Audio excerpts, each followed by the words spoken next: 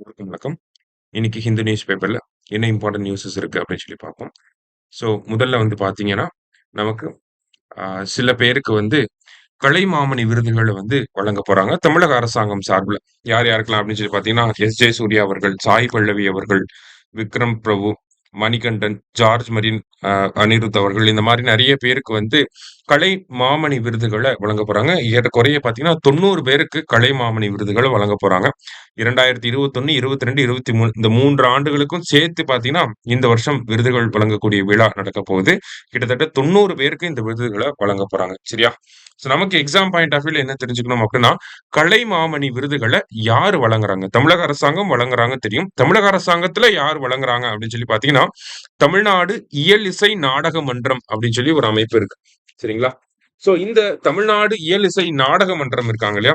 இவங்க தான் என்ன பண்றாங்க, நமக்கு இந்த கலைமாமணி விருதுகள வந்து வழங்க போறாங்க. ஓகேவா? தமிழ்நாடு இயல் இசை நாடக மன்றம் அப்படிங்கிறவங்கள பொறுத்தவரைக்கும் பார்த்தீங்கன்னா, 1955ல தமிழ்நாடு சங்கீத நாடக சங்கம் அப்படின்னு சொல்லி ஆரம்பிக்கப்பட்டிருக்கும். எப்ப? 1955ல. அதன் பிறகு 1973ல தான் தமிழ்நாடு இயல் இசை நாடக மன்றம் அப்படின்னு சொல்லி பெயர் மாற்றம் செய்யப்பட்டிருக்கும். சரிங்களா? ஸோ அவங்க தான் இந்த கலைமாமணி விருதுகள வழங்க போறாங்க. ஸோ இந்த சினிமா துறை, லிட்ரேச்சர், மியூசிக், டான்ஸ் இந்த மாதிரி ட்ரெடிஷனல் ஆர்ட்ஸ் இதுல எல்லாம் சிறப்புற்று இருக்கக்கூடிய நபர்களுக்கு தான் இந்த விருது வழங்குவாங்க. சரியா? ஸோ அந்த வகையில இந்த வருஷம் கலைமாமணி விருதுகள் அதாவது இந்த 3 வருஷத்துக்கு குமுலேட்டிவா சேர்த்து இவ்வளவு பேருக்கு வழங்க போறாங்க. ஓகேவா? முக்கியமான விஷயம் தமிழ்நாடு இயலிசை நாடக மன்றம் அப்படிங்கிறது தான் இந்த இடத்துல முக்கியமான விஷயம். சரியா? நல்லா பார்த்து வச்சுக்கோங்க. அடுத்ததா பார்த்தீங்கன்னா செய்திகள்ல நமக்கு இந்தியாவோட ஃபுட்ல வந்து பார்த்தீங்கன்னா, சால்ட் கன்டென்ட் வந்து அதிகமாயிட்டே போகுது அப்படிங்கிறத இந்த இடத்துல சொல்லியிருக்காங்க. ஓகேவா? ஸோ WHO படி பார்க்கிறப்ப, ஆவரேஜா ஒரு நாளைக்கு நம்ப 5லிருந்து 6 கிராம் அளவுக்கு சால்ட் வந்து எடுத்துக்கலாம். ஆனா இந்தியன்ஸோட டயட்ல வந்து பார்த்தீங்கன்னா, ஆவரேஜா 8லிருந்து 11 கிராம் அளவுக்கு நம்ம சால்ட் எடுத்துக்கிறோம். அது சின்ன வயசு பசங்கள்ல இருந்து சரி, young elder people senior citizens வரைக்குமே சரி, எல்லாருமே 8லிருந்து 11 கிராம் அளவுக்கு நம்ம சால்ட் கன்டென்ட்ட வந்து எடுத்துக்கிறோம். நம்மளோட ஃபுட்ல சால்ட் கன்டென்ட் அதிகமாகறப்ப என்ன ஆகுதுன்னா, நமக்கு ஹைப்பர் டென்ஷன் அப்படிங்கிறது வருது. ஹைப்பர் டென்ஷன் மட்டும் இல்லாம, நமக்கு கார்டியோவாஸ்குலர் டிசீசஸ் அப்படிங்கிறது வருது. இந்த ஹார்ட் ரிலேட்டடான பிரச்சனைகளும் வருது. அதே மாதிரி பார்த்தீங்கன்னா, நமக்கு இந்த நான் கம்யூனிகபிள் டிசீசஸோட இம்பாக்ட் அதிகமாகுது. அதே மாரி ஒபிசிட்டி இந்த மாரியான விஷயங்களும் அதிகமாகுது. இதற்கு முக்கியமான காரணம் நம்மளோட உணவு பழக்கவழக்கங்கள். நம்ம வீட்ல சாப்பிடக்கூடிய ஊறுகாய், அ அ அப்பளங்கள், அது மாரி பார்த்தீங்கன்னா, நம்ம வெளிய சாப்பிடக்கூடிய ஃப்ரைட் ரைஸ் இந்த மாரியான விஷயங்கள். நம்ப ஸ்நாக்ஸுக்கு சாப்பிடக்கூடிய லேஸ், குர்குரே இந்த மாரி எல்லாத்துலயுமே பார்த்தீங்கன்னா, சால்ட் கன்டென்ட் அப்படிங்கிறது அதிகமாகும்.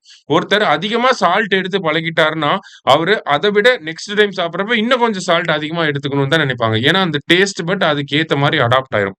ஓகேவா? அப்ப நம்ம சால்ட் ரிடக்ஷன் வந்து இம்மீடியட்டா பண்ணணும் அப்படிங்கிறத இந்த இடத்துல சொல்ல வராங்க. ஓகேவா? நம்ம எடுத்துக்கக்கூடிய சால்ட்ல சோடியம் கன்டென்ட் இருக்கு. அந்த சோடியம் கன்டென்ட் அதிகமா இருக்க இருக்க என்ன ஆகுதுன்னா, நமக்கு என்ன அந்த ஹை பிளட் பிரஷர் அப்படிங்கிறது வர ஆரம்பிக்குது. இது வெவ்வேறு இம்பாக்ட்டோட நம்ம பார்த்தோம் இல்லையா? ஒபிசிட்டி, நான் கம்யூனிகபிள் டிசீசஸ், கார்டியோவாஸ்குலர் டிசீசஸ் இந்த மாரி எல்லாத்தோடையும் ரிலேட் ஆகுது அப்படின்னு சொல்றாங்க. அப்ப சால்ட் அதிகமா எடுத்துக்கிறப்ப நமக்கு கண்டிப்பா நெகட்டிவான ஒரு இம்பாக்ட் வருதுங்கிறது நமக்கு புரியுது. அப்ப சால்ட்ட கம்மியா எடுத்துக்கணும் அப்படின்னு சொல்றாங்க. இன்னொரு சஜஷன் என்ன குடுக்குறாங்கன்னா, சோடியம் பேஸ்டு சால்ட்ட யூஸ் பண்றத காட்டிலும் பொட்டாசியம் பேஸ்டு சால்ட்ட பயன்படுத்தலாம் அப்படிங்கிறது ஒரு சில தரப்பினர் வந்து அத ஒரு சஜஷனா குடுக்குறாங்க. பொட்டாசியம் பேஸ்டு சால்ட்ட பயன்படுத்தலாம். ஓகே தான். இருந்தாலுமே என்ன பண்றாங்க அப்படின்னா, பொட்டாசியம் பேஸ்டு சால்ட்ட பயன்படுத்துறப்ப இந்த கிட்னி டிசீசஸ் இருக்கக்கூடிய ஆட்களுக்கு ஒரு சில பாதிப்புகள் ஏற்படுத்தும். அப்ப அத நல்லா ஸ்டடி பண்ணதுக்கு அப்புறம் தான் இந்த பொட்டாசியம் பேஸ்டு சால்ட்ட இந்தியாவுக்குள்ள கொண்டு வரணும் அப்படிங்கிறத சொல்றாங்க. லாஸ்ட்டா இந்தியாவோட ஒரு திட்டம் இருக்கு. National multi sectoral action plan for prevention and control of NCD அப்படின்னு சொல்லி ஒரு திட்டம் இருக்கு. இந்த திட்டத்துல கூட பாத்தீங்கன்னா, நம்ம சால்ட் கன்டென்ட்ட கம்மியா பயன்படுத்தணும் அப்படிங்கிறத சொல்லியிருக்காங்க. இத நம்ம பிரிலிம்ஸ் பாயிண்ட் ஆஃப் வியூல இந்த டேட்டாவ தெரிஞ்சு வச்சுக்கிறோம். ஓகேவா? National multi sectoral action plan for prevention and control of NCD அப்படிங்கிறது 2017ல இருந்து 22 வரைக்கும் நடைமுறைப்படுத்தியிருக்காங்க அப்படிங்கிறது தெரிஞ்சுக்கணும்.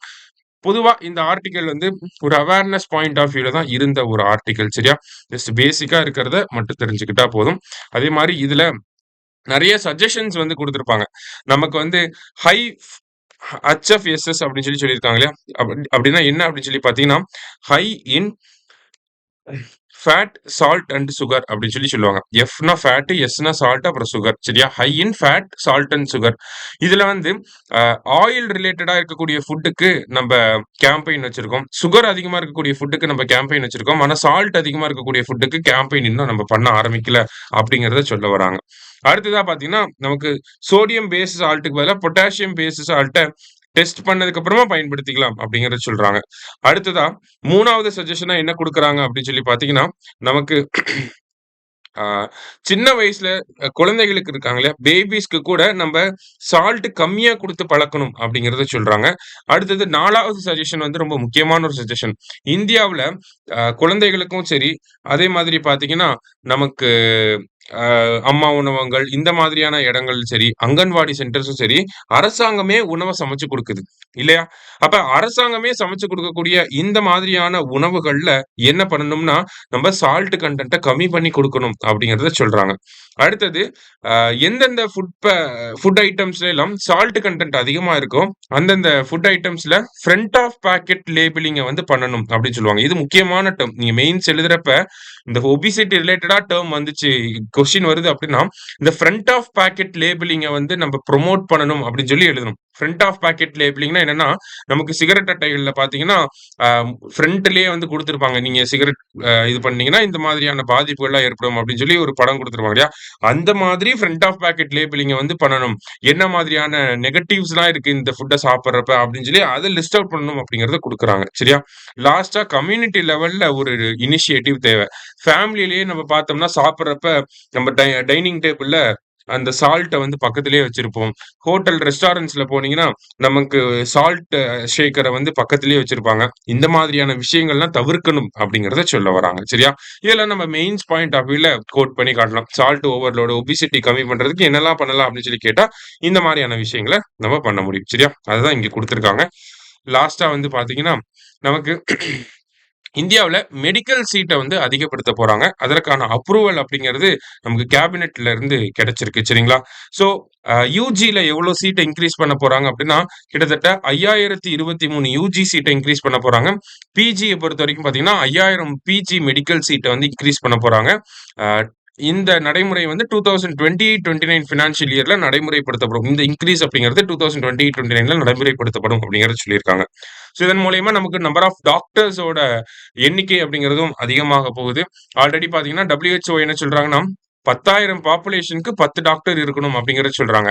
ஆனா இந்தியாவுல 10,000 பாப்புலேஷனுக்கு 8 டாக்டர்ஸ் தான் இருக்காங்க. தமிழ்நாட்டுல 10,000 டாக்டர்ஸ் 10,000 பாப்புலேஷனுக்கு 19 டாக்டர்ஸ் வந்து இருக்காங்க. இந்த ரேஷியோலாம் இன்கிரீஸ் பண்றதுக்காக தான் இந்த மெடிக்கல் சீட் எல்லாம் இன்கிரீஸ் பண்ண போறாங்க. அதே மாரி ஸ்பெஷாலிட்டி டாக்டர்ஸ் இருப்பாங்க. இப்ப ஐ ஸ்பெஷலிஸ்ட், ஹார்ட் ஸ்பெஷலிஸ்ட் அப்படிலாம் இருப்பாங்க. ஸோ அந்த ஸ்பெஷாலிட்டி டாக்டர்ஸோட கவுண்ட் வந்து கவர்மெண்ட் ஹாஸ்பிட்டல்ல அதிகப்படுத்தணும் அப்படிங்கிறதுக்காகவுமே இந்த ஒரு ஸ்டெப்பை எடுத்திருக்காங்க. சரியா? அதை தாண்டி பாக்குறப்ப நமக்கு பிரதான் மந்திரி ஸ்வஸ்திய சுரக்ஷா யோஜனா அப்படிங்கிற ஒரு திட்டம் இருக்கு. 2003ல அனௌன்ஸ் பண்ணியிருப்பாங்க. 2006ல இந்த திட்டத்தை வந்து நடைமுறைப்படுத்தி இருப்பாங்க. இந்த பிரதான் மந்திரி ஸ்வஸ்திய சுரக்ஷா யோஜனா அப்படிங்கிற திட்டம் ரொம்ப முக்கியமான ஒரு திட்டம். எதுக்காக அப்படின்னு சொல்லி பாத்தீங்கன்னா, நமக்கு இந்த மருத்துவம் அப்படின்னு பாக்குறப்ப பிரைமரி, செகண்டரி, அப்புறம் டெர்ஷியரி கேர் அப்படின்னு சொல்லி இருக்கு. பிரைமரினா நம்ம ஆரம்ப சுகாதார நிலையம், அப்புறமா தான் நமக்கு இந்த செகண்டரி, டெர்ஷியரி எல்லாம் வரும். இந்த டெர்ஷியரிங்கிறது மாவட்ட அளவில் இருக்கக்கூடிய மைய மருத்துவமனைகள், இந்த ராஜீவ்காந்தி மருத்துவமனை, எய்ம்ஸ் மருத்துவமனை போன்ற மருத்துவமனைகள். இந்த மாதிரி டெர்ஷியரி கேரை அதிகப்படுத்தணும் அப்படிங்கிறதுக்காக 2006ல கொண்டு வரப்பட்ட திட்டம் தான் பிரதான் மந்திரி ஸ்வஸ்திய சுரக்ஷா யோஜனா அப்படிங்கிற திட்டம். இந்த பிரதான் மந்திரி ஸ்வஸ்திய சுரக்ஷா யோஜனா திட்டத்துக்கு கீழே ஒரு முக்கியமான பார்ட் என்ன அப்படின்னு சொல்லி பாத்தீங்கன்னா, எய்ம்ஸ் மருத்துவமனைகளை அதிகப்படுத்துறது. அதற்கு கீழே இந்தியாவில இப்ப எத்தனை எய்ம்ஸ் மருத்துவமனைகள் இருக்கு அப்படின்னு சொல்லி பாத்தீங்கன்னா, 22 எய்ம்ஸ் மருத்துவமனைகள் இருக்கு அப்படிங்கிற தகவலையும் கொடுத்திருக்காங்க. அதை நம்ம பிரிலிம்ஸ் பாயிண்ட் ஆஃப் வியூல தெரிஞ்சுக்கிறோம். சரியா? சோ இன்னைக்கு நியூஸ் பேப்பர்ல இருந்து முக்கியமான விஷயங்களை பார்த்திருக்கோம். நன்றி.